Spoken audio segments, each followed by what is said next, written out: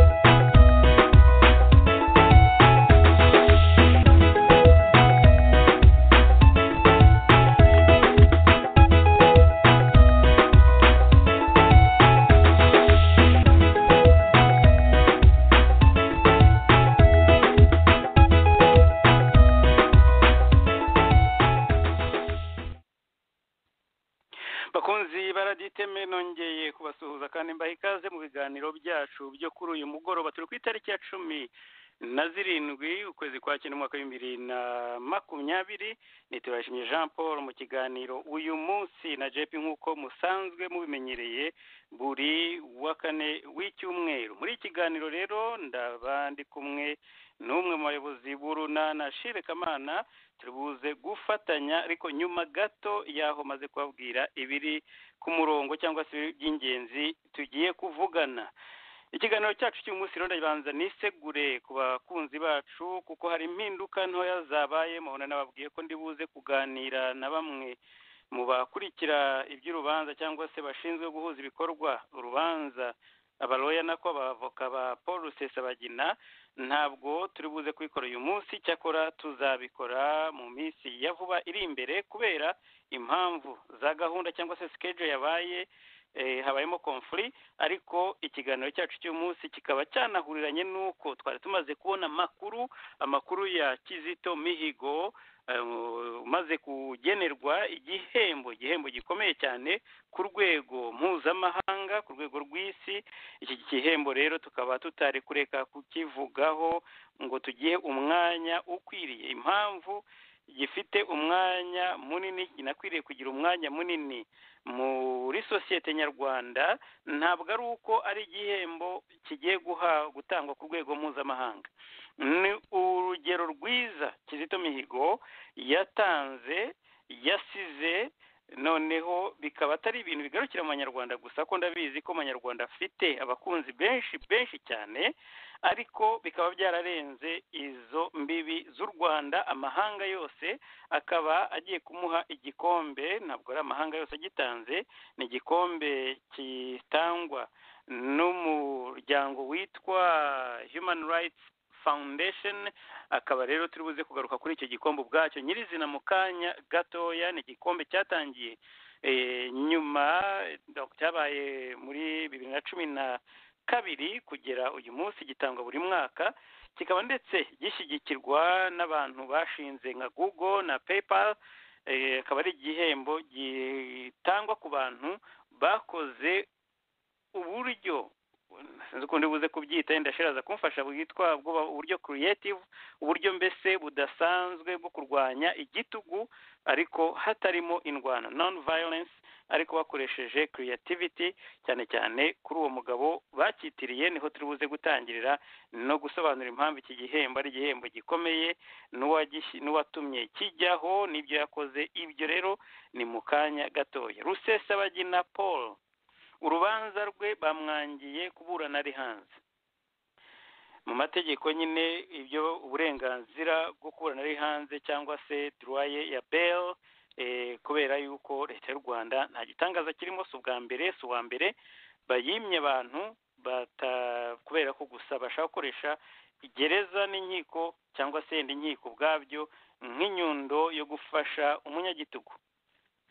Hagati aho ariko bamwe mu bakinnyi b'amafilime Hollywood, ariko wongeye kuvuga ni by'umwihariko ni George Clooney, nawe akaba yakoze itangazo rikomeye ryakozwe na fondasiyo ye.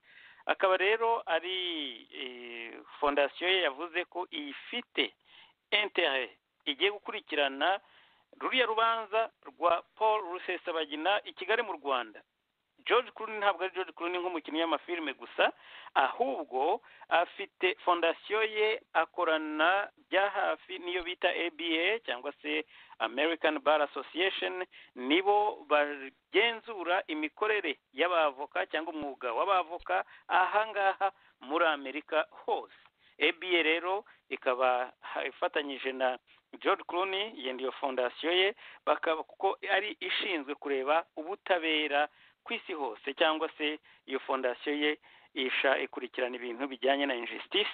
Akaba yakoze itangazo rya paji imwe avuga ko agiye gukurikiranira hafi ibijyanye cyangwa se ibireba ruriya rubanza rwa Paul Rusesabagina. George Clooney rero ntabwo ari wenyine gusa, ni umuntu wubashywe cyane, ndetse n'ubu afite titre ambasaderi ku rwego rwa ONU, ajya agenda mu butumwa butandukanye hirya no hino ku isi mu bintu by'amahoro. Ndumva aho mperuka kumubona sinzi muri Palestine cyangwa se muri Syria, ariko ni henshi cyane. Ntabwo akina amafilime gusa, ni umuntu wubashywe ku rwego rw'isi, waho n'abaperezida bo muri Amerika. Akaba ari n'inshuti ya hafi cyangwa se bakunze kugirana ibiganiro bya hafi na umudamu w'umulesbienne witwa Ellen DeGeneres. Ellen DeGeneres rero kumuvuga nuko nawe aherutse mu Rwanda, ndetse yifotoje yambaye imipira y'ingagi ari mu rugwiro we n'umugore we cyangwa umugabo we, umugabo wanze ari Ellen, we n'umugore we bakaba baragiye no mu rugwiro. Bikaba rero ibyo bikubwira ko amahanga atazicara ngo arebere ikibazo cya Paul Rusesabagina, baza gikurikiranira hafi, ariko noneho banabyivugiye ubwabo. Mu kanya rero turaza kumvisha n'amajwi ya VOA aho bakurikiranye urubanza rwa Paul Rusesabagina, hanyuma nabwo tuze kugira icyo turuvugaho. Mu bindi nabasezeraniye nababwiye ko nzavuga kuri politiki y'amagufa ya FPR Inkotanyi. Ntabwo ndi buvuge amagufa muri rusange, ndibanda cyane cyane kuyo babonye mu rugo rwa Simbizi. Uwo muryango ukaba nawe wari umugabo Simbizi yapfiriye ku bitaro, ndumva ari yashika nyuma gato yaho yari amaze kurekurwa, mujyanye mu bitaro aza gupfa atarasubira iwe mu rugo. Ariko umudamu we Petronile akaba ari umucikacumu, nawe yabaye aho ngaho igihe kinini cyane. Ejo bundi rero murabizi ko bamutwaye, tukababwira ko tugiye gukora itohoza ryimbitse kuri ikibazo cy'aya magufa, cyane cyane ko tuzi ko Simbizi yavuye muri gereza atarigeze akatirwa gacaca, yahoraga iterana buri gihe, ariko ni abatangabuhamya ntibaze. Ejo bundi rero hashize imyaka n'imyaniko baza gufata Petronile, ni umusaza witwa Mwesige, n'abandi bari batuye muri ako gace, ndumva na Betty Mabengeza nawe yarahamagawe n'inzego z'umutekano icyo gihe yari konseye muri icyo gihe bakaba barajyanywe mu rwego rw'iperereza ariko amakuru dufite nuko yego hari baherutse kwemererwa gusurwa ariko uburenganzira bwabo bw'abanyururu ntibwubahirizwa kubera iki rero iyi mpamvu iyi politiki y'amagufa ariyo kugarukaho nuko ntabwo dukwiriye kwihangana no kwemera abantu bose kuza cyane cyane FPR n'iki kinyoma gikomeje gukwirakwizwa aho ugira utyo ugasanga bagiye gucukura ahantu bakabwira ati ahantu nta muntu nta n'umututsi wari uhatuye nta wahigeze ndetse yenda umututsi wari uhegereye yari mu birometre batinye ibirometre 10 ariko tuvuge ko bari bahari cyangwa hari umwe ariko bagasanga huzuye imirambo cyangwa se ayo magufa menshi cyane yacukuwe kandi hashize igihe yenda nacyo gitera kwibaza abantu babo bamwe yenda ushobora kuvuga uti baramaririje ariko abaturage batarigeze koko batungira agatoki abo bantu ugasanga rero kubyibazaho bikenshi bituruka ko niba koko bataravuzwe mu gihe cyabyo bakaba bataracukuye imyaka ikabaye 26 ayo magufa akomeje kuboneka nayabande kuki FPR yenda itakwitwikirije rikagenda ikayacukura ikayakoresha ibyo ishaka kuyakoresha ariko ntikine ku mubyimba abapfuye ijya kubabeshya ngo yabazaniye ngo babo bapfuye kandi babizi neza ko ari ikinyoma kugira ngo bakingire ikibaba ibyo bakoze amahano bakoze ubwicanyi bakoze kandi bizwi abantu babitanga ubuhamya kuri aya magufa rero kwa Simbizi yo tukaba dufite ibihamya by'abantu twagiye tuvuga nagiye mvugana nabo Raditeme yavuganye nabo abo bagiye batubwira amakuru yuko ndetse witwa Gakire yari ni wari umuyobozi wibanza aho ngaho ubwo barimo bacukura ayo magufa bakaba bamaze kugera ku ya mbere ngo bafite imiti bakunze gusukamo iyo barimo bacukura noneho baza gusanga baziritse akandoye ndabizi ko ibyo byose yenda mutabyumviye ahangaha bwa mbere mushobora kuba mwageze kubyo ko twageze no kubivugaho ariko barangiza bati imiti iradushiranye barongera arapfundikira bati ibi ntabwo ari twige dushobora kubikoraho reka ababishinzwe bafite ko bazabivuga FPR rero ifite impamvu yajyanye bari abantu muri gereza no kugira ngo irebe ukuntu yazacukura hari ahantu yende yaramaze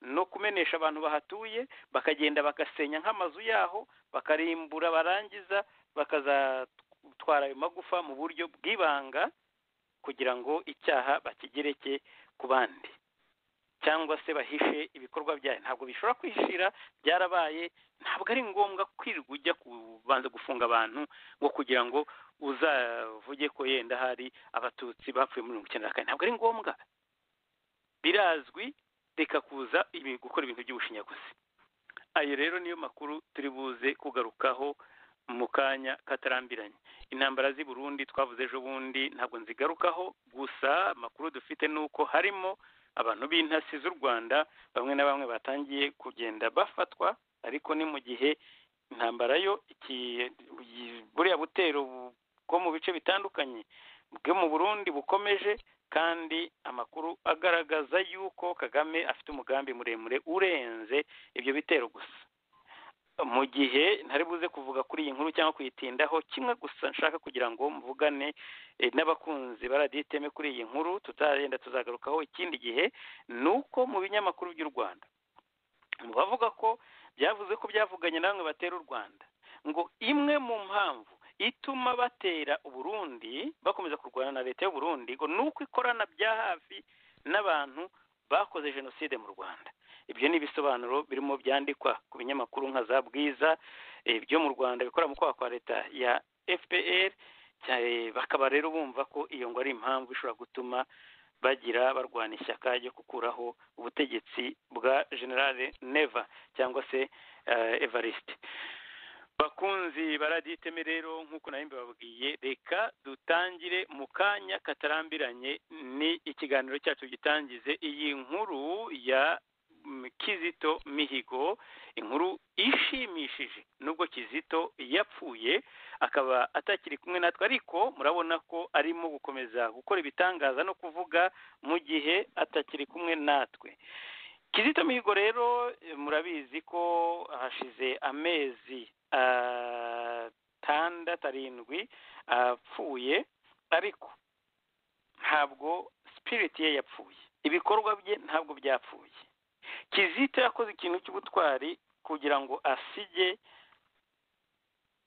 avuze ibishobora kumubaho. Yari yabibonye, ariko icyo yagaragaje nuko atatinye gupfa, ahubwo yavuze ati ukuri kwanjye nubwo nakuzira ntacyo byabitwaye. Kandi urabibona ko ubu ariho arakora akazi gakomeye cyane atigeze akora akiri mu buzima, kuko igihe cyose cy'ubuto bwe n'ubusore bwe yabumaze muri gereza, ntibatumye akora. Igihe cyose bamutangaga imbere, keretse igihe yabaga yaririmbye ku bintu bya FPR yifuza. Iyo yamaze kuva muri gereza ntiyongeye guhabwa umwanya wo kugira icyo avuga, ariko ibyo yakoze muri iki gihe atakiriho bikubye inshuro nyinshi cyane ibyo yakoze agihari. Ibi mpamvu mbivuga nuko abaye urugero rukomeye cyane ku bantu bakiri bato yenda bashobora kuba bafite impano nk'izi ngizi, cyangwa se bari baratinye bakavuga bati ibi bintu byose umuntu wese ugiye aribagirana akameraho, bakati ibyatsi bikamera, ubutware bwe bukibagirana. Ntabwo ariko bimeze kuri Kizito, ndetse no ku zindi ntwari, ndetse n'izi ngizi za Havel, niba ari Vaclav, murambabarira nimvuga izina rye nabi, ni umunya Czechoslovakia, cyari cyitwa Czechoslovakia iza guhinduka Czech Republic. Ni umuntu wabaye intwari wakoresheje ubwenge bwe kurwanya akarengane, injustice ndetse na demokarasi. Reka mvuge mu magambo magufi ibijyanye n'iki gihembo yagenewe, Kizito Mihigo yagenewe na fondation, cyangwa ko na fondation ya Human Rights, y'uburenganzira bwa muntu, Human Rights Foundation, ikaba yaragishyizeho ifatanyije n'umugore buriya Havel Vaclav, ndibuze kugaruka ku mateka ye magufi mu kanya. Icyo gihembo rero kikaba cyaratangiye gutangwa muri 2012. Niwe muntu wa mbere igihembo cyatangira bahaye iki gihembo yarapfuye. Niwe muntu wa mbere kuva iki gihembo cyatangira bagihaye atakiriho. Ibyo nabyo ubwabyo ni message ikomeye cyane. Ni ukwerekana ko ibikorwa by'umuntu byo bidapfana n'umuntu, ahubwo bikwiye kuba recognized, bikwiye kumenyekana, ndetse bikaba byaba urugero mu bandi basigaye. Havel rero Vaclav akaba yarabaye perezida wo muri Czechoslovakia, yaje guhinduka Czech Republic. Ntabwo ndi buvuge igihe yabaye perezida wa Czechoslovakia noneho nyuma agakomezanya n'ubwa Czech Republic, ariko yamaze imyaka 14 ku butegetsi bwa 1989 kugera 2003.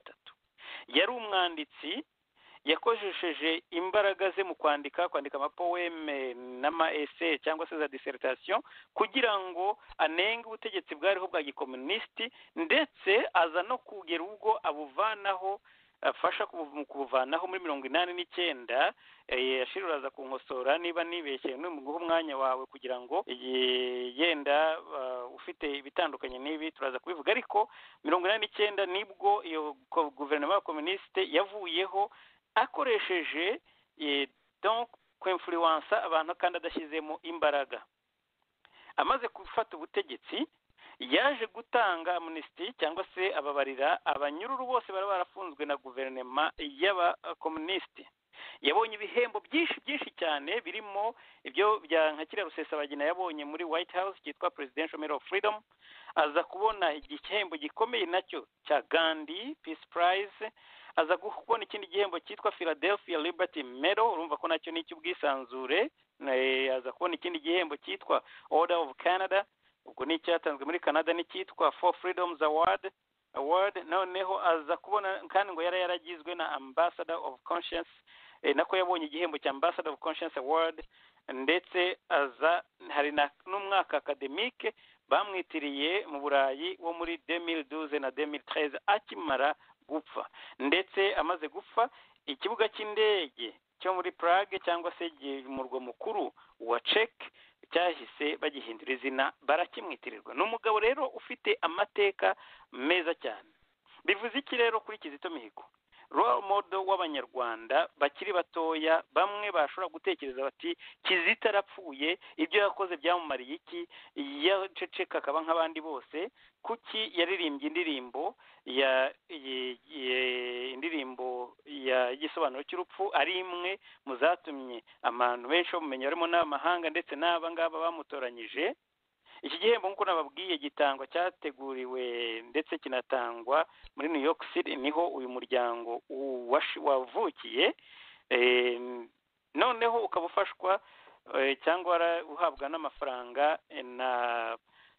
uhabwa amafaranga na za Google, n'umwe mu bashinze Google ndetse na PayPal, bamwe mu bayiha ubufasha. Ndagira ngo mbabwire ko iki gihembo ndetse uretse no kumuha kiriya gishushanyo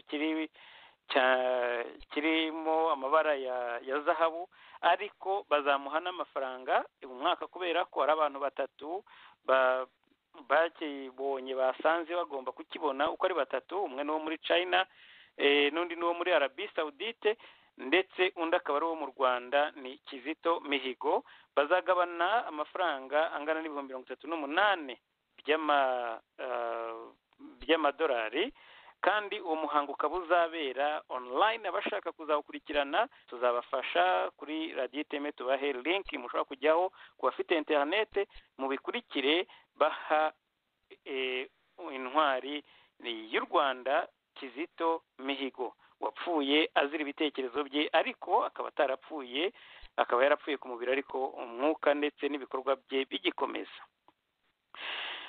Aba rero bakaba batanga bakurikije kuhaje Kizito yarayigaragaje, creative dissent, mbese kurwanya ubutegetsi ari ukoresheje udukoryo nk'utwo nguko tutari genda gufata imbunda n'ibindi, ariko agakoresha ibihangano nk'indirimbo, nk'uko uwo kitirirwa ari umuntu wakoresheje ikaramu, akenshi ari bwo buryo yagiye abikora n'utuntu tw'udukino, ndetse ugakora ibintu bijyanye na creativity kugira ngo arwanye injustice, ndetse no kugira ngo ubeho ngo uvuga ukuri. Bamwe mu bagiye babona ibyo bihembo rero, mbere y'uko gato shire ikaze muri kiganiro, muraza kubyibwira mwumva abantu bamwe bagiye babona ibihembo nk'ibi, iki gihembo aho bagiye baturuka. Umwe yavuye muri Iran, undi yavuye muri Venezuela, undi yavuye muri Syria, undi muri Burusiya, Zimbabwe, Belarus, Cuba, Sudan, Tibet, Turukiya, North Korea, China ndetse n'u Rwanda. Mwese ku bantu bazi bashobora gutekereza selection y'ibyo bihugu, yakubwira icyo gihembo uburyo gitangwa. N'abatindiye rero, reka bwana Shire nguhe ikaze muri kiganiro. Nizere ko nta gutindiye bihagije, maze kubona abantu benshi bantera amabuye kuri YouTube bavuga ati uzana umutumirwa ukivugira ugaceceka nkarambirana, ariko rimwe na rimwe yenda ntabwo basobanukiwe n'imiterere y'ikiganiro. Ariko noneho nizere ko wowe ubu ngubu utarambiwe, nagira ngo nguhe ikaze muri kiganiro. Nkuko nababwiye ngitangira, Shire ni umwe mu bayobozi b'urunana turi kumwe muri kiganiro. Bwana Shire ikaze, ndetse nagushimira ko waje kwifatanya natwe muri kiganiro, nyuma y'aya mateka, nyuma y'abantu bagiye babona iki gikombe, ndetse no kumva mu isi yose ureba abantu barwana bahangana n'ubutegetsi aho bava bakagera, uko bangana mu bihugu bitarimo demokarasi, cyane cyane niho wumva bagiye bibanda. Ariko kumva Kizito Mihigo yaje muri abo bantu batatu, ntabwo twabona umwanya wo kujya kuvuga muri detaye buri umwe wakibonye ibyo yakoze, ariko ni ibikorwa by'indashyikirwa. Kumva baratoranyije umunyarwanda bagatoranya Kizito Mihigo, ubwabyo ni message ikomeye. Reka nanjye nguhe umwanya ugira icyo bivugaho, cyangwa se uko wabyakiriye, n'icyo ubwira umwana w'u Rwanda watekereza ko yenda hari atakwiriye kurwanya ubutegetsi bwa FPR kubera ko atinya yenda urupfu. Bwana Ashire ikaze muri ikiganiro, wahita ukomerezaho, mikoro yawe irafunguye. Urakoze cyane Jean Paul, banje kugusuhuza, gushimira no kuba wantumiye kugira ngo mfate aka kanya ngire ibyo nasangiza abanyarwanda badukurikiye, by'umwihariko abakunzi ba radiyo iteme, nkaba kandi nanabasuhuza ndetse nsuhuza n'abantu bose bakuri iki kiganiro n'abazagikurikira. Reka ntangirire ku tuntu tumwe na tumwe turebana na Kizito. Hari ugize uti ni ubuhe butumwa twaha abana b'abanyarwanda cyangwa se urubyiruko cyangwa se n'umuntu wese? Akenshi nibwira ko abantu babona aka karengane ari benshi, n'abagakora ubwabo baba bazi ko bakoze akarengane, n'ababatuma baba bazi neza ko batumye abantu mu kurenganya abandi, ariko ako karengane kakagumaho kubera ko abantu benshi baba bafite ubwoba bwo gupfa, ariko nyamara nta na garanti bafite yuko bazabaho bukeye bwaho, ubwoba bwo kugirirwa nabi kandi baba mu inabi cyangwa se bahora bahohoterwa igihe cyose. Ugasanga rero iki kintu kimeze nka statiko, ubwoba bubana n'ako karengane, bigatuma guhohoterwa kw'abantu kuza kugatinda kukamara imyaka. Ku Rwanda reka no kuvuga 26 ko akarengane kanahozeho na kera, nubwo aka ngaka twakita k'ibihekane, ariko impamvu ni uko abantu baba bafite ubwoba. Rero Kizito mu ndirimbo yitwa Iteme nkunda cyane, iyo ndirimbo kandi akaba ari indirimbo ngewe ubwanjye mbona ko ari indirimbo ijyanye n'uburenganzira bwa kiremwamuntu ndetse wenda n'ukwemera, nubwo abantu wenda bose batemera kimwe, ariko harimo amagambo menshi cyane ajyanye n'uburenganzira bwa kiremwamuntu. Hari aho avuga muri iyo ndirimbo ngo ubuzima ntabwo bwivuganwa n'urupfu. Bishatse kuvuga ngo ntushobora kubaho uvuga ngo hari ibintu uzageraho kandi uri umuntu uvuga ngo urupfu rutazantwara. Ibyo nibyo Kizito yatweretse nk'urugero, nibyo Kizito yagiye agaragaza mu butumwa agiye aha Abanyarwanda, ubutumwa ariko bujyanye no kwitangira abandi mu gahinda, mu kababaro ndetse no mu karengane bahura nako. Ariko birenzeho, icyo nshaka kubwira abantu batwumva, cyane cyane abantu biyita intore cyangwa n'abakorera iriya leta muri ako karengane, ntabwo abantu bahaguruka ngo barwanye akarengane ari umunezero baje gushaka. Ntabwo abantu bahaguruka ngo barwanye akarengane ari ibiruhuko bagiyemo cyangwa se ari ibintu bikundira gukora aho ngaho gusa. Abantu bahaguruka barwanya akarengane bazi ingaruka zo kukarwanya uko zimeze. Muri izo ngaruka zimwe Kizito yahuye nazo, n'abo bandi twagiye tuvuga, hari uwahawe igihembo umwaka ushize wo muri Chine, mu Bushinwa, yagihawe ari no muri prison. Ingaruka ni nyinshi cyane, ariko ibi ngibi ni ibintu duhagurukira kuko biba biturimo.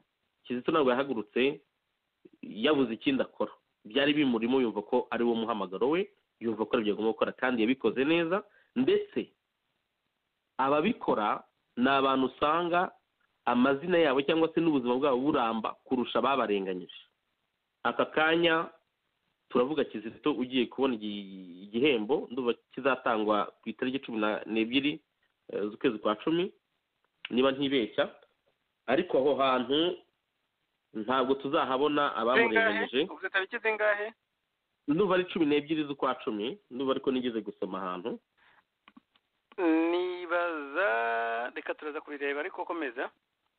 Icyo nashaka nuko biranashoboka kuko iyo tariki mvuze ni ibizabera muri Europe, kuko iyi fondasiyo ya Václav Havel iba hariya muri ahantu bita ngo ndumva ari muri Conseil des droits de l'homme yo muri bayita Assemblée parlementaire du Conseil de l'Europe.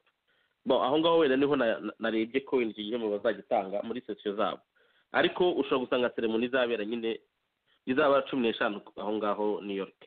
Ubwo wenda nkomeje, icyo nashaka kuvuga ni uko abamugiriye nabi, abari bazi ko bamugiriye nabi, nizere ko aho bari ndetse n'abakora nkabo n'abifuza kuzakora nkabo, nizere ko bareba ibi byose bakicara isoni n'ikimwaro wenda bikabica, bakavuga bati twakoze ubusa, twishyizeho icyaha.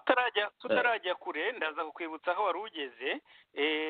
Ni kuri iki gihembo cy'uyu mwaka kizaba tariki 5:45 mu gitondo, kizaba ari kuwa kane nako kuwa gatanu mbabarire, tariki 25 z'uku nguku. Ni mu cyumweru gitaha, ndetse icyumweru kimwe n'umunsi umwe, kandi bizaba biri online. Nibyo ko harimo byinshi cyane bishobora kuba bijyanye n'iki gihembo, ariko kugira ngo bazagikurikire online ni mu cyumweru gitaha, zaba ari kuwa gatanu ndetse 5:45. wari ukivuga uti wakomeza? nakomeza wenda agaparanteze gato. abashaka kuzakurikira iki kiganiro tuzabashyirira link ku rubuga rwa Facebook n'urwa Twitter n'urwa Instagram. tuzashyiraho link bya radio Iteme, umuntu abishakisha wese yabibona. ubwo rero nkomeje ndagira ngo mvuge yuko abakora akarengane mu by'ukuri nta n'ikintu baba bakora, kuko usibye gukangana by'igihe gitoya, abo barenganya birangira babatsinze. Kizito Kakanya atsinze igitego gikomeye cyane abo bagizi ba nabi. Kizito Kakanya kuri iyi nkuru nge nishimiye cyane by'umwihariko, kandi numvaga n'umunyarwanda wese yagiye kubyishimira, kuko icya mbere niwe munyarwanda wa mbere ukibonye. icya kabiri bishyize u Rwanda ahantu ku isura nziza, mu gihe amasura menshi batwereka y'u Rwanda bari amasura atari meza, cyangwa se banagira meza ariko ari mabi. ariko iki ni igihembo gikomeye cyane, ni intambwe ikomeye cyane yagombye kubera urugero buri munyarwanda, yaba ari ushesha akanguhe, yaba ari umusore, yaba ari umwana, yaba ari umuntu ukuze. abantu bose bagombye kwifatamo urugero, bakavuga bati njyewe nzava kuri iyi si mbaye intwari gute, njyewe nzava kuri iyi si nsize umurage umeze gute. Kizito yadusigiye umurage, kandi tunyuze muri uwo murage yadusigiye, Kizito akomeza kuba muzima muri twebwe, akomeza no kuba muzima muri sosiyete nyarwanda. birenze n'u Rwanda, akomeza kuba muzima mu mitima y'abantu bose bamuzi. ariko abo bantu bakora akarengane, abo bantu bafite ibintu by'ubugome, ni abantu bazibagirana nk'ako kanya. ubwo rero mbabarire, hari akantu gato nshaka kongeraho ku magambo uyu Vaclav Havel, ariko mu giceke babyita Václav, yagiye avuga. wabivuze kare ko ari umuhanzi, yagize uruhare runini cyane rwose mu kubohora abaturage, bitari na independence ariko mu gutuma abaturage babohoka, ndetse banakoze revolution idasanzwe, kuko hamenetse amaraso make cyane ugerageje n'izindi revolution zagiye ziba hirya no hino. ndumva barayise ngo la revolution velours. velours akaba ari igitambaro ukoraho ukumva kiroroshye cyane. uyu muntu rero yigeze kuvuga ngo personne ne détient la formule du bonheur. ni ukuvuga ngo nta muntu ku isi ufite ubugenge cyangwa se ubuhanga bwihariye mu kugena umunezero w'abandi. umunezero wawe ni wowe ubwawe uzawishakira. yarongera avuga ati la puissance de la parole est plus puissante que des bataillons. aho yavugaga ati nahoze numva documentaire, yavuga ati yandikiraga umukunzi we, yamubwira ati ubu ndi mu buroko ndafunze, ariko ikintu kiri mu kuntangaza ni ukuntu amagambo make nanditse atuzuye n'urupapuro yatitije leta ihohotera abaturage kandi ibabuza uburenganzira bwabo. bikanyibutsa rero muri iyo ndirimbo yitwa Iteme nanone ya Kizito, aho avuga ngo aho urwango rwashinze ibirindiro, ati nzashyiraho urukundo. arongera ati ahari ubugome n'akababaro nzahashyira imbabazi zawe. ubwo yavuga imbabazi z'Imana. arongera ati aho amakosa n'ibinyoma byateye amatako nzahajyana ukuri. urumva ko ni amagambo afite uburemere bukomeye cyane mu bintu bijyanye n'uburenganzira bwa kiremwamuntu. akaba ari narwo rugamba turimo. iyo tuvuga ngo urugamba turimo rwo gushaka impinduka, ntabwo ari impinduka z'ubutegetsi gusa, ari naho n'abantu bakora politike bagombye no kongera kureba uburyo bakora politike n'icyo basigira abaturage. urugamba turimo ni urugamba rujyanye n'imyumvire, ni urugamba rwo kugira ngo abayobozi bazagire imyumvire ijyanye no gusubiza ibibazo abaturage bafite, n'abaturage ariko nabo bagira imyumvire yo kumenya guharanira uburenganzira bwabo. Ibyo ngibyo akaba ari ibintu twabuze mu Rwanda igihe kinini cyane kugeza magingo aya, akaba ari naho ariyo ntandaro ituma tugira ibibazo biri aha ngaha byose. Ubwo rero narangiza kuri iki kintu, kuri iyi ngingo mvuga ni Kizito yatweretse ukuntu ushobora guhaguruka utarwanye, udakoze nabi, uvuga gusa cyangwa se wandika, ukabimburira abandi, cyangwa se nawe ukagira umusanzu utanga mu rugamba rwo guharanira uburenganzira bwa kiremwamuntu. Ibyo nibanze twakunze kubivuga hano kuri radiyo iteme ko igihugu cyose kitubaha uburenganzira bwa kiremwamuntu ntigishobora gutera imbere na gato. Niyo cyava ngo cyateye imbere, ubwo cyaba kibeshya abantu batabisobanukiwe, ariko abantu babisobanukiwe neza bazi yuko igihugu kidaha abaturage babo ubwisanzure, kitabaha uburezi ariko butari ubwo kujya mu ishuri gusa, uburezi bw'imico, uburezi bwo kubaha mugenzi wawe, uburezi bwo kumva ko twese duharanira inyungu rusange, inyungu bwite zacu zaba zaharaniwe, uburezi bwo kumva ko tugomba gushyigikirana solidarite, uburezi bwo kumva ko utagomba kuba ntibindeba, aho ukavuga uti mugenzi wanjye ararenganye, arahohotewe, reka mutabare, kuko nutanamutabara uvuga ngo ntibikureba, igihe cyose ako karengane gahari nawe kazakugeraho. Byaba ejo bundi ako karengane kazakugeraho igihe utakarwanyije. Yewe nawe ubwawe uhaguruka ugahohotera abantu, uri muri bya bindi bita ngo mpemuke ndamuke, nawe ubwawe ako karengane kazakugeraho. Sinshaka gutanga ingero, abantu situation iri mu Rwanda, ibibazo biri mu Rwanda barabizi, abantu bagiye bakorana n'iyi leta benshi cyane, ariko bikarangira bahuye n'ibibazo kandi batewe n'iyo leta bagiye bakorera. Ubwo rero nicyo numva narangirizaho. Hari amasomo byadusigiye, uyu murage wa Kizito ntituzawupfusha ubusa na rimwe. Uyu murage wa Kizito uzatubere inkingi yo kugira igihugu cy'amahoro, igihugu gifite ubwisanzure, igihugu aho buri munyarwanda yishyira akizana, kandi igihugu gifite iterambere rigera ku bana bose b'u Rwanda. Ndagushimiye. Reka mbanze nemeranye nawe ku kintu kimwe cy'uko impinduka dusaba zidakwiriye ndetse kubanziriza ku butegetsi, kuko hagomba kubanza ibindi by'ibanze. Ubutegetsi iyo buhari ariko butinya umuturage, nongere mbisubiremo, ntabwo bushobora kwitwara uburyo bwitwara. Hagomba kugira ubutegetsi butinya umuturage, bukaba atari ukumutinya gusa kumwica, ahubwo kuvuga bati niba ntakoze bimwe mu byo nasezeranye cyangwa se mu byo yifuza, azambaza akoresha inzira zitandukanye, itangazamakuru, parlement ndetse n'imyigaragambyo igihe ari ngombwa. Ariko noneho mugani akenshi focus ishobora kuba ahantu hamwe yo kuvuga ngo ni ubutegetsi bwo hejuru gusa, ariko ntiturebe impamvu bugeraho bukigomeka, bukitwara mu buryo bwa karampenge, ari ukubera ko akenshi baba bafite impamvu zituma umuturage ntacyo ababwiye. Ariyo mpamvu ashobora kubyuka mu gitondo akaza agasenya inzu y'umuturage nta gutinya ikintu na kimwe. Itangazamakuru ridashobora no kubyamagana. Kubera iki? Hari ibintu biba byarabanje mbere byo kubanza gutegura uburyo igitugu kigomba kwimakaza mu gihugu bwaho. Ibyo rero nagira gusa nkore komantere kuri icyo kintu cyo kuvuga ko ubutegetsi bwo hejuru ntabwo igomba kuba ariyo yaba focus. Ikindi kintu nashaka kuvuga, Ashire twavuze message ndetse uvuga message nziza, ubwira urubyiruko, uranariza cyane no kwerekana ko ibyo Kizito yakoze ari umurage, ariko wibanda no ku ndirimbo ye Iteme.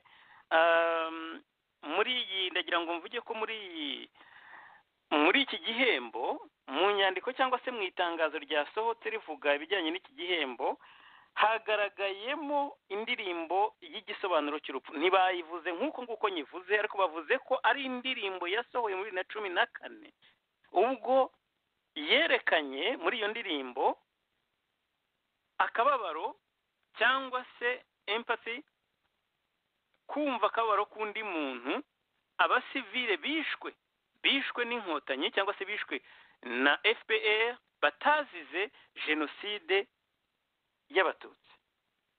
Mu kanya nahoze nkubwira ko n'abadukurikiye ko ndibuze kugaruka ku magufa yo kwa Simbizi yo kurya nyuma.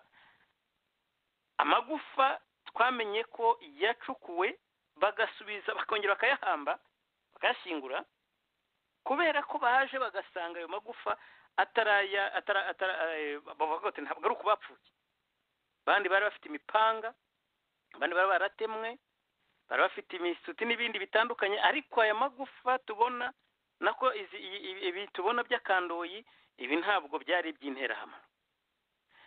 Iyo ndirimbo bayivuze, ngenda turaza kugira amahirwe yo kugaruka kuri cya kibazo cy'amagufa niba turibe tukiri kumwe nawe. Kuri icyo kintu kiriya ndirimbo nkunze kubigarukaho kenshi, yewe navukiye ndetse nkurira muri Kongo. Abaririmbyi barimo ba Madiru System, abenshi murabizi, ba Rwambo, mu ndirimbo bagiye ntabwo bari bafite limite, ntabwo editorial y'indirimbo zabo yavaga muri MPR cyangwa se ishyaka ry'ubutegetsi, ishyaka rya politiki. Barabyukaga bakaririmba ibintu bijyanye n'imibano w'abantu n'abandi, ubuzima bw'abantu muri rusange, ibiciro bihenze, bagakora topics nk'uko umuhanzi ashobora kuyumva. Muri FPR iriya ni tabu. Ni ukuvuga ngo kugira ngo ujye gukora ubuhanzi, ndibuka muri 2012 igihe cyari kimaze igihe gitoya kibayeho kuri internet, banza ari umushinga watangijwe n'abanyeshuri biruhande, ariko basanga ari ikintu kigihe abantu bakoraga itangazamakuru online, ndumva ari New Times, ariko hajemo abantu b'abanyeshuri batangiye kugira umushinga wo kumva bagomba gukora pratique y'ibyo bize. FPR atangira agira ubwo biravuga ati noneho information igiye kuba irajagarara hanze ahangaha, turabigenza dute? Icyakozwe 2012 ndumva aribwo mbyibuka neza, 2012 nibwo FPR yakoresheje inama y'itangazamakuru, nako si FPR ni Presidence ya Repubulika, ifata abanyamakuru bose bakomeye barimo igihe Umuseke, za Kigali zabaga zitaraza, ariko hari n'ibindi byari bihari bikeya, barabahamagara bababwira ko nubwo ikinyamakuru ari icyabo ariko bagomba kugira editoriale igomba kuba approved na Presidence. Abanyamakuru kuva icyo gihe ni ukuvuga ngo hari pourcentage runaka bagomba gusigira FPR na Presidence, kandi noneho akaba aribo bacishaho, donc aribo bemerera batanga, donc aribo ba chef editorial. Ni ukuvuga ngo ibisohoka hanze bigomba kuba biri approved na Presidence, bagomba gushyiraho umuntu uzavuga ati inkuru ishobora gusohoka, inkuru ishobora gusohoka. Ibyo rero ni ikintu bita censorship mu Cyongereza, n'amagambo ese kuvuga ko ibisohoka ugomba gukontrola information ijya hanze. Ni mu Rwanda ubwaho, no mu Uganda ntibihaba, muri Kongo ntibihari, at least ndavuga honzi, ariko kumva Kizito Mihigo ntabwo yahimbye igisobanuro cy'urupfu gusa. Hari indirimbo yahimbye FPR yitwa ngo Wantarewe, avuga twanga gutoberwa amateka. Avuga indirimbo nyinshi cyane zavugaga narrative y'iyo FPR yashakaga, ariko akoze ku gindi yitwa igisobanuro cy'urupfu, amahembe arasohoka, bamera donc satani barimo iragaragara. Kubera iki ko ari umuhanzi ataragiye kubasaba iyo mpano yarayihawe n'Imana, akavuga ibintu uko abivuga. Indirimbo babivuze ko yacitse ahangaha muri itangazo, itagikinwa mu Rwanda, urumva n'izindi zose nta nubwo ari zo gusa.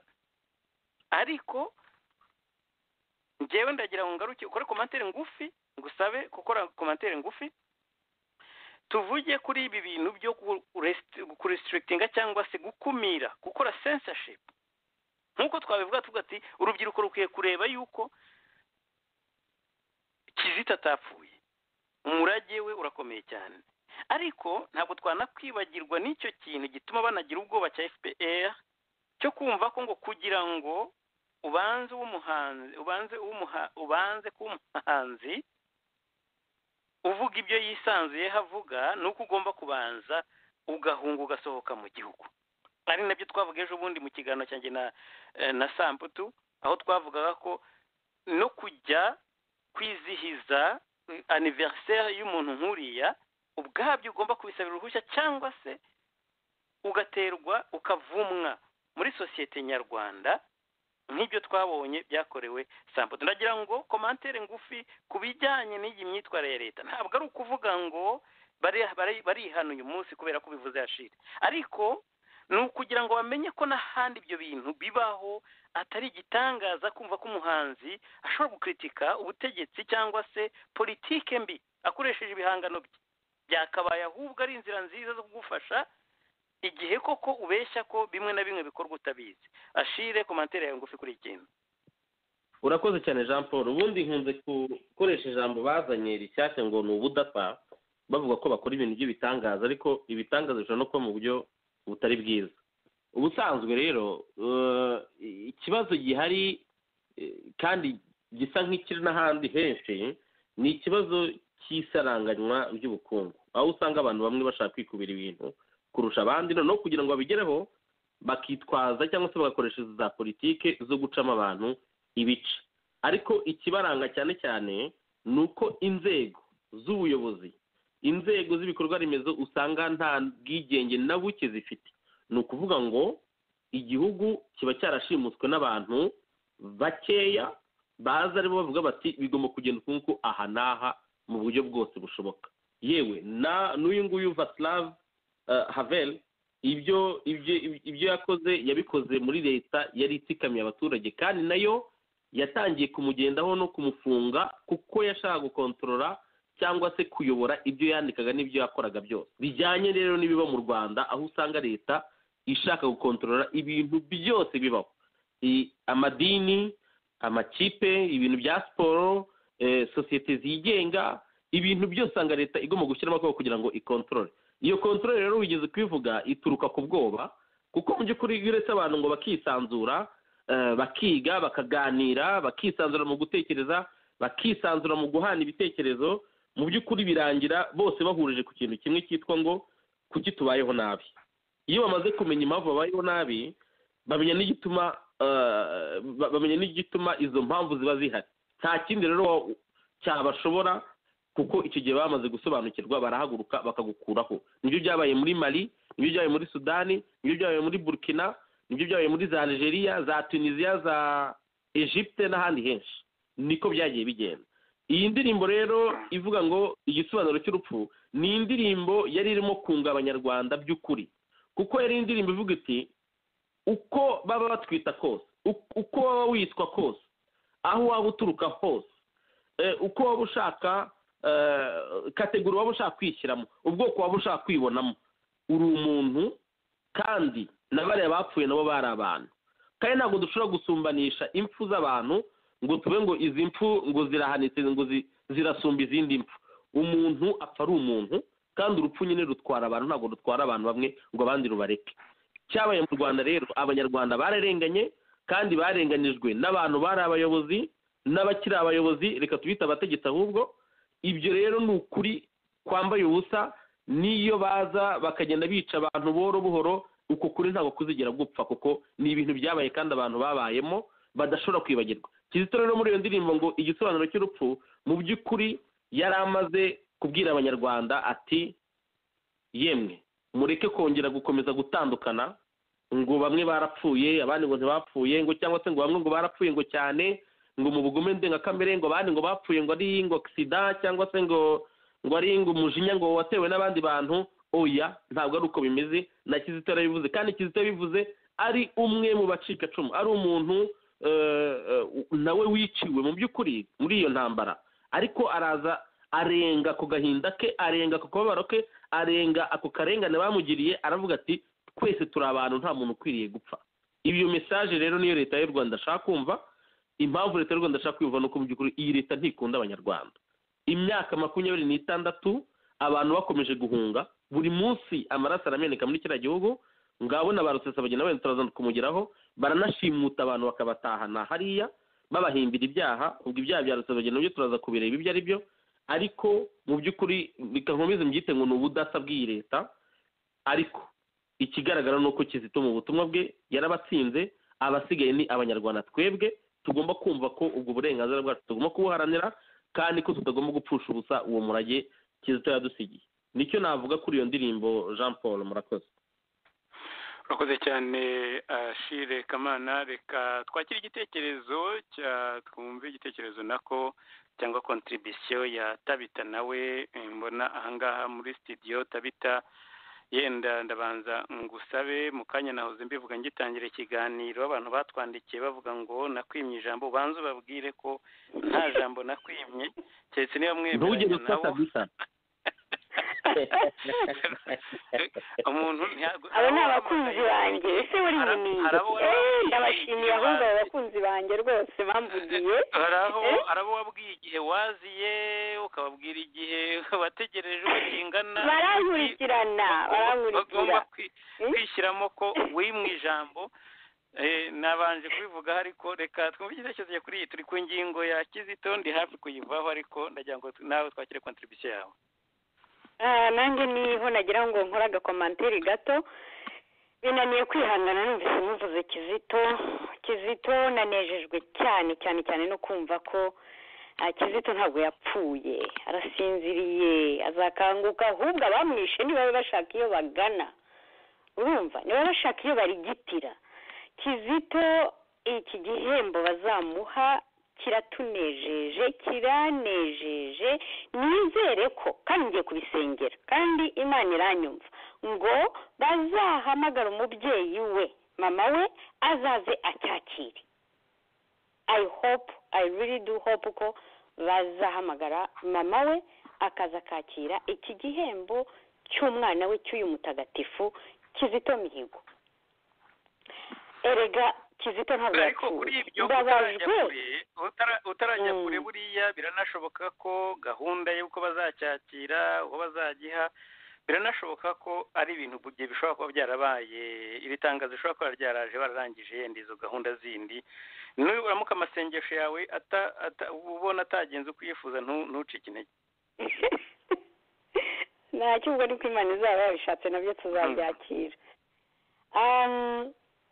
rero nagira ngo mu magambo make cyane nibutse abicanyi bamurambuyeho amaboko ko nta mahoro bazagira ndetse n'umuntu wese wakoze komanteri amaze kwicwa akavuga amagambo yo kwishima hejuru y'uyu mutagatifu y'uyu mwana w'Imana Kizito wahagurutse agashaka kunga reconciliation agashaka kunga abanyarwanda iriya leta y'abicanyi yarananiwe kubunga ahubwo ikora guteranya abanyarwanda igakomeza kubiba inzangano dore ko aricyo kibanezeza bakababazwa n'uwahagurutse kunga abanyarwanda ndagira ngo nongere mbibutse ko aya maraso ya Kizito atazatuma bagira amahoro nta na rimwe kandi ni mu birebe kuva Kizito yasinzira ababicanya akagatsiko k'amabandi k'abicanyi nta mahoro kigeze kugera muri uyu mwanya kugera muri uyu munota dore n'ubu ngubu arimo arabatesha umutwe kandi baramwishe kugeza muri uyu munota amaraso ye ntabwo azabaha amahoro rero ntabwo mvuga byinshi ndagira ngo nongere nibutse bariya bose bamukozeho za komanteri bariya bacukuzi b'imisarane umugani wa Karasira ari bo harya yitwa nde Bamporiki nongere mwibutse we n'abandi bakoze amakomanteri kuri Kizito ko baraje amaraso yaraje abereke kandi ntabwo bitinze dore byatangiye dore bimaze igihe ngibi baramuha ibihembo adahari bicaye hariya icyo bakora ari ukugambana ndongera kwibutsa urubyiruko ruri muri kiriya gihugu rubyiruko bahanzi shemoniyo muteye isoni kubona umuhanzi umwana w'Imana Kizito wishwe urw'agashinyaguro tutanazi kugeza ubu babeshya ngo yinigishije amashuka mwabicanye mwe mwaramwishe ariko mwebwe bahanzi bari bafatanyije umwuga na Kizito ntimutinyuke gukandagira hariya ngo mujye kumushyingura kubera ya ndwara babatejemo yitwa ubwoba namwe mukaba mwarayihaye icyicaro mu mitima yanyu mukaba abanyabwoba kuko ntimutinyuke no kujya kumuherekeza namwe sinzi ko bizabagwa amahoro nongeye gushimira umuhanzi uwo ari we wese wagiyeyo ndibuka Karasira n'umunyamakuru uri muri prison uyu munsi ashobora kuba yarazize nuko ashobora kuba yaranazize ko yavuze ibyo yabonye ku murambo wa Kizito, ko yabonye afite ibikomere mu maso, akaba aricyo yazize bakaba baramufunze. naho turamwibuka muri aka kanya, turanamutabariza ngo mwabicanye mwe nimumukure muri prison, nimumurekure, muramuziza ubusa. abo turabashimira kuko barahagurutse banga bashyira ya ndwara, banga kuyakira, ya ndwara yitwa ubwoba yatejwe mu banyarwanda. ariko abandi batinya kujyayo. nimurebe rero Kizito arimo arabatsinda. nongeye kwamagana abagore bavuze ngo Kizito n'ubuzito bwe, n'abandi bakoze amakomanteri yose y'agashinyaguro kuri Kizito. nimurebe Kizito, ibikorwa bye byiza, ubu wakoreye Imana yunga abanyarwanda, dore imirimo ye myiza irimo irivugira kugeza muri uyu mwanya. rero nagira ngo mbabwire ko nanjye vrema iki kintu cyankoze ku mutima, nkaba nongeye kwifatanya n'umuryango wa Kizito muri aka kanya, mbaha felicitation. ibi ngibi ni ibyishimo kandi nongera kwibutsa ko Kizito ntiyapfuye, arasinziriye, azakanguka bidatinze. murakoze Jean Paul. urakoze cyane. ari wowe Tabita. hari akantu nshaka kongeraho gato. yego mbere y'uko ukongeraho ndagira ngo niba gatoya ariko ntukibagirwe ibitekerezo cyawe. nashaka kuvuga ku bintu bimwe byaje kuri Bamporiki, ku byo Tabita yaravuze, kandi ndahita nkugarukaho. Ashire Bamporiki ni urugero rubi cyane ku mwana w'umunyarwanda, ari uyu munsi ari n'uzavuka ejo. ni urugero rubi cyane ku mwana w'umunyarwanda. noneho byajya gupfira ku murari, ukumva ari we bashinzwe cya kintu cyitwa itorero, indangamirwa, amasimbi n'ibindi. abo akaba aribo bantu leta ya FPR ishyira imbere. ejo bundi yavuze amagambo avuga ko ngo nanze kuyakwirwa nyakina. naravuze ni sinshaka no kubishyira no muri studio. yavuga atari kuki nshinye inkoro iz'abandi akaba arizo zibabara. urwo ni rwo rugero atanga. yabuzwa n'iki kuvuga nk'ayo magambo uvuga uti amagambo yavuze kuri Kizito. waravuga ati njyewe survival yanjye ni iyi ngiyi, ni ugucinya inkoro, mureke mbabaze imbere hanjye. yandi bajya bavuga ngo wicaye nawe mbabaze imbere ye. niwe we ntabwo areba u Rwanda rw'ejo, arareba iyo nkoro ye n'ikiyiproteja, kandi akabyivugira. nicyo kibabaje. abigira urwenya, agaseka, ariko ni ikibazo gikomeye cyane. ariko wajya kureba ugasanga iyo ideoloji yihuje na uriya musaza, wakaba yari umusaza ariko nawe ntacyo amariye urubyiruko rw'ejo. Tito Rutaremara, aba bantu bemeye izo nkoro kubera impamvu zo guproteja izo nkoro zabo n'igifu cyabo. ni ikibazo gikomeye kuri u Rwanda rw'ejo.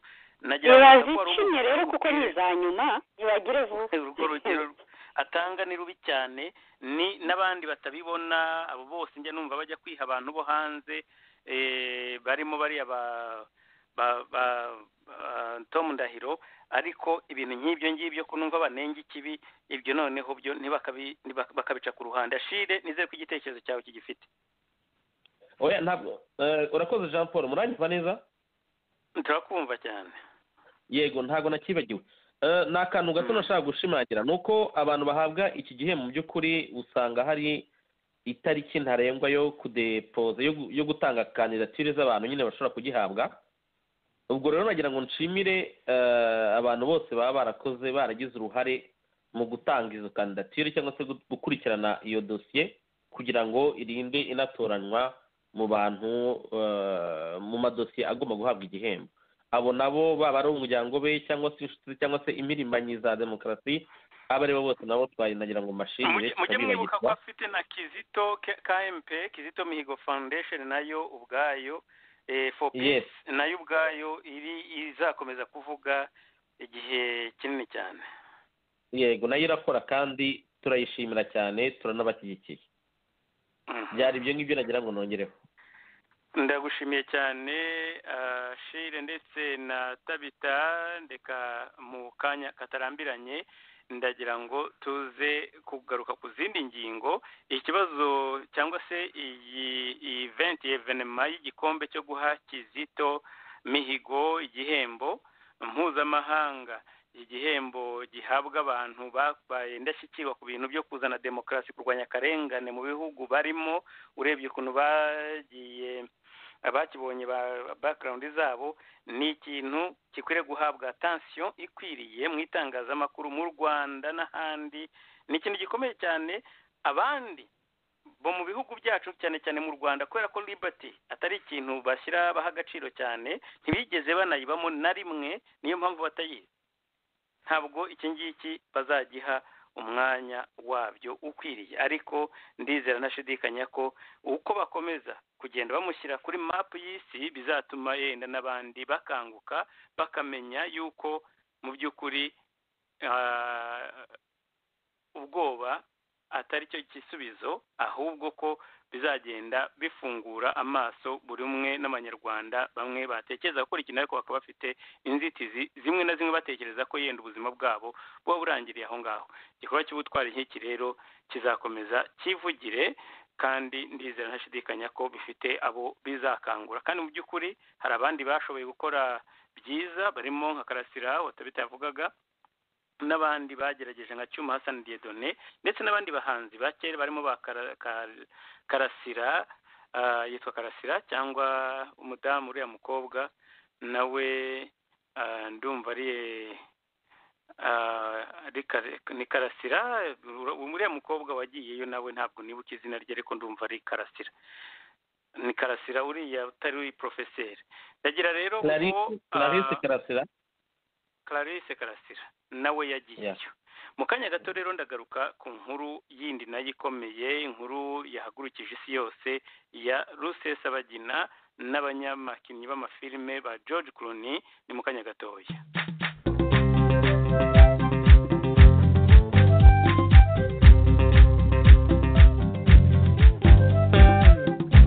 Kanguka, kanguka,